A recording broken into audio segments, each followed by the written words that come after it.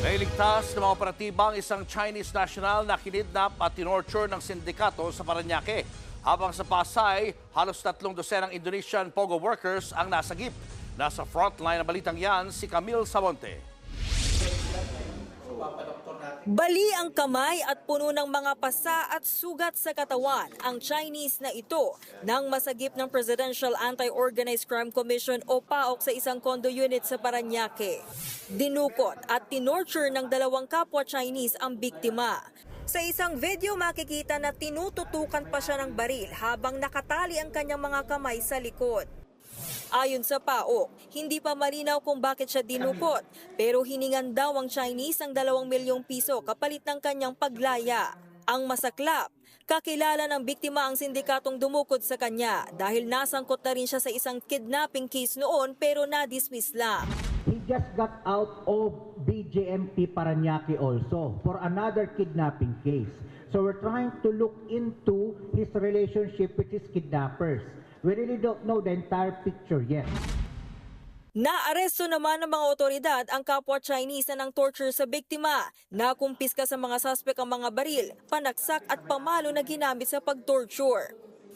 Nasagip din ng PAOK kahapon ang 34 na Indonesian POGO workers na ito matapos ikulong ng kanilang Chinese employer sa isang gusali sa Pasay. Sa tulong ng Interpol at Indonesian Embassy, nasagip ang mga biktima na sa pilitang pinagtatrabaho bilang mga online scammer.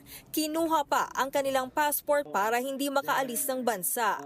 Supposedly, their contract was terminated last January 21, itong taon po na ito.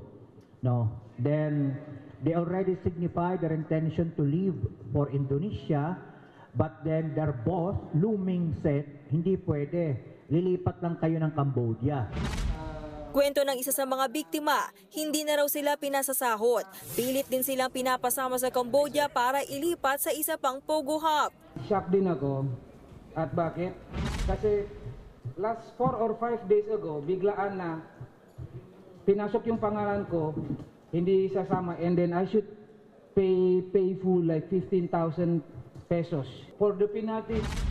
Sa kasagsagan ng operasyon, nahuli rin ng PAOK malapit sa lokasyon ng mga Indonesian si Liu Meng, ang Chinese na wanted dahil sa illegal na pogo. Kasama niyang naaresto ang 2 Chinese at isang Malaysian national. Inaalam na rin kung konektado ang Chinese employer ng mga Indonesian sa sindikato na nandukot sa tinorture na Chinese. Nagbabalita mula sa Frontline, Camille Samonte, News 5. Mga kapatid, Julius Babaw po. Iba na ang may alam at may pakialam sa panahon ngayon. Para sa frontline ng mga balita, mag-follow at mag-subscribe sa social media pages ng News 5.